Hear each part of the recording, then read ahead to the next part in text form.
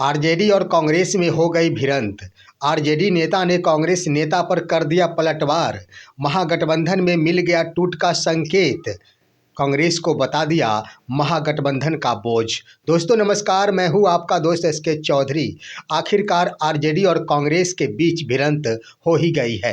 भले ही दोनों के शीर्ष नेता चाहे राहुल गांधी हो या फिर तेजस्वी प्रसाद यादव या फिर लालू यादव हो, उनके स्तर से इस संबंध में किसी भी प्रकार के बयाने नहीं दी गई है, लेकिन आखिर दोनों ही दलों के नेताओं के द्वारा वार पलटवार जारी है। एक तरफ जहां कांग्रेस के नेता के द्वारा बीते दिन एक बड़ा बयान देकर हलचल मचा दिया गया था, वहीं पर आरजेडी के नेता के स्तर से आखिर वैसी बातें कह दी गई है जिसके आधार पर कांग्रेस अब बिहार में बोझ बनकर खड़ी है। आइए दोस्तों, आज के इस वीडियो में हम विस्तार पूर्वक चर्चा करते हैं कि आखिर मसला क्या है। क्या महागठबंधन में टूट के संकेत मिल रहे हैं? क्या खरमास में ही महागठबंधन में टूट हो जाएगी? इस पर विस्तार पूर्वक चर्चा करने से पहले मैं आपसे गुजारिश करूंगा, अगर आपने अभी तक हमारे इस चैनल शौर्या हिंदी न्यूज को सब्सक्राइब नहीं किए होंगे तो कृपया अभी सब्सक्राइब कर लेंगे। दोस्तों, आपको मालूम होगा कि बीते कल कांग्रेस के बड़े लीडर, जो कांग्रेस के पूर्व विधायक दल के नेता रह चुके हैं, शकील अहमद के द्वारा एक बयान देकर यह संकेत दे दिया गया था कि महागठबंधन में टूट होने वाली है। हालांकि इसको लेकर कांग्रेस के शीर्ष लीडर की ओर से कोई बयान नहीं आई है।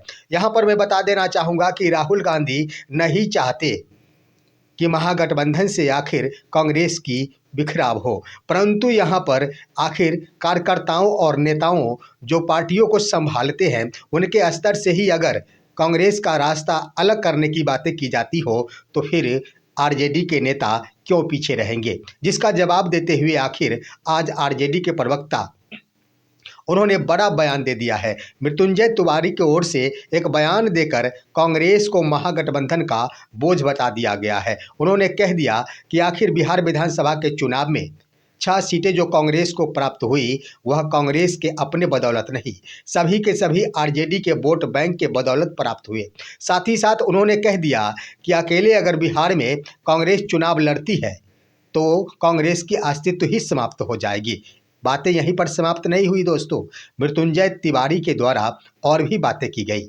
उन्होंने कह दिया कि जब सीटों का बंटवारा होता है, उस वक्त कांग्रेस का बस एक ही काम होता है कि वो ज़्यादा से ज़्यादा सीटों की डिमांड करती है, लेकिन जब लड़ाइयाँ लड़ने की बात होती है, जब प्रदर्शन करने की बात होती है, उस वक्त कांग्रेस फेल हो जाती है। यानी उनके कहने का अर्थ था कि जब कभी भी धरना प्रदर्शन की बात हो, कांग्रेस की ओर से या तो कार्यकर्ता या फिर कांग्रेस समर्थक हुजूम में प्रदर्शन में भाग नहीं ले पाते। यानी कहने का अर्थ उनका ये था कि कांग्रेस के पास जनाधार की कमी है और जनाधार के कमी के बदौलत हमेशा ही ज़्यादा से ज़्यादा सीटों की डिमांड चुनाव के मद्देनज़र कांग्रेस के द्वारा डिमांड किया जाता है। साथ ही साथ उनके द्वारा ये भी कहा गया कि ज़्यादा से ज़्यादा सीटें प्राप्त कर कांग्रेस सीटों को बर्बाद कर देती है, जिसका नतीजा होता है कि आखिर महागठबंधन की हार हो जाती है। उन्होंने और भी बड़ा आरोप लगाया। उन्होंने ये भी बातें कह डाली कि गठबंधन का ये मतलब नहीं होता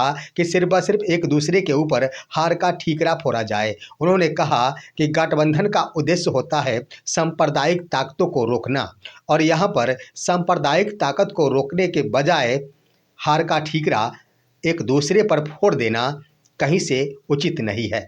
दोस्तों, यहाँ पर मृत्युंजय तिवारी के स्तर से जो बयान दिया गया, वह तो स्पष्ट झलकाता है कि महागठबंधन में जरूर टूट हो जाएगी। वैसे कह दिया जाए तो राहुल गांधी या फिर प्रियंका गांधी या फिर कांग्रेस के केंद्रीय शीर्ष लीडर अभी तक इन बयानों से आखिर बचते नजर आ रहे हैं कि महागठबंधन से हम नाता तोड़ लेंगे। लेकिन यहाँ पर आरजेडी के प्रवक्ता के द्वारा एक बयान देकर यह स्पष्ट कर दिया गया है कि अब आरजेडी भी इस मूड में नहीं है कि वो कांग्रेस के साथ मिलकर ही बिहार में चुनाव लड़े। अब दोस्तों, यहाँ पर ये भी बातें हैं, मृत्युंजय तिवारी के स्तर से कांग्रेस के नेताओं को भी बड़ी नसीहत दी गई। उन्होंने कह दिया कि जब बिहार चुनाव में करारी हार मिली तो उस वक्त हार को आखिर स्वीकार करनी चाहिए थी। हार की समीक्षा की जानी चाहिए थी कि आखिर किन कारणों से इस चुनाव में हमारी हार हुई। लेकिन कांग्रेस के लीडर उस चुनौती को स्वीकार किए बगैर, उस पर समीक्षा किए बगैर सिर्फ व सिर्फ हार का ठीकरा आखिर आरजेडी पर फोड़ रही, ये कहीं से भी उचित नहीं है। साथ ही साथ उन्होंने कह दिया कि तेजस्वी प्रसाद यादव के नेतृत्व पर सवाल उठाया गया, उनके राजनीतिक नीति पर सवाल उठाया गया, जो कहीं से भी जायज नहीं है। दोस्तों, इन तमाम बयानों से आखिर झलकता क्या है, आप स्पष्ट हो जाए कि जो खबर प्राप्त हो रही है उसके अनुसार बिहार में कांग्रेस प्रशांत किशोर से हाथ में हाथ मिलाकर आगे बढ़ने की रणनीति बना रही है। संभवतः ये खबरें भी आ रही है कि कांग्रेस के स्तर से एक दूसरा कदम उठाकर बिहार की राजनीति की शुरुआत की जा सकेगी। हालांकि संक्षिप्त रूप में और संकेत के रूप में मृत्युंजय तिवारी के द्वारा यह भी कह दिया गया कि जिन लोगों के द्वारा आखिर आरजेडी पर ऊपर सवाल उठाया जाता है वो किसी और विकल्प के तलाश में है। यहाँ पर मैं बता देना चाहूँगा दोस्तों कि शकील अहमद के द्वारा बीते दिन जो बयानें दी गई थी वो यही था कि कांग्रेस और आरजेडी के बीच जो गठबंधन है, यानी आरजेडी से गठबंधन कांग्रेस के लिए घाटे का सौदा है।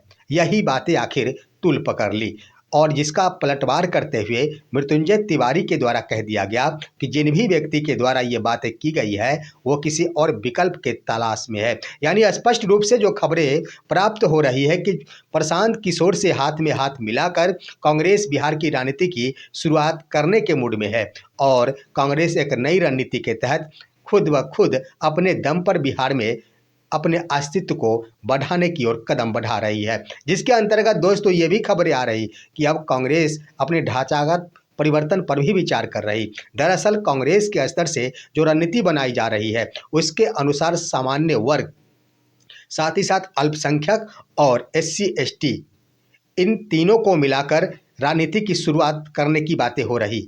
उनका मानना है कि जिस तरह से पूर्व में भी आखिर वर्तमान को देख लिया जाए तो एनडीए समन्वय जितने भी समर्थक हैं वो तमाम अगर सामान्य वर्ग से आते हैं तो कभी न कभी वो कांग्रेस के समर्थक थे और वही पुराने नीति पर आखिर काम करने के लिए कांग्रेस के स्तर से रणनीति का निर्माण किया जा रहा है, जिसके आधार पर कांग्रेस का यह विचार है कि अगर सामान्य वर्ग, साथ ही साथ अल्पसंख्यक और SC/ST को मिलाकर बिहार की राजनीति की शुरुआत की जाती है तो कांग्रेस आगे निकल सकती है। देखना है क्या होता है, लेकिन आखिर कांग्रेस और आरजेडी के बीच भिड़ंत हो ही रही है और हो भी गई है।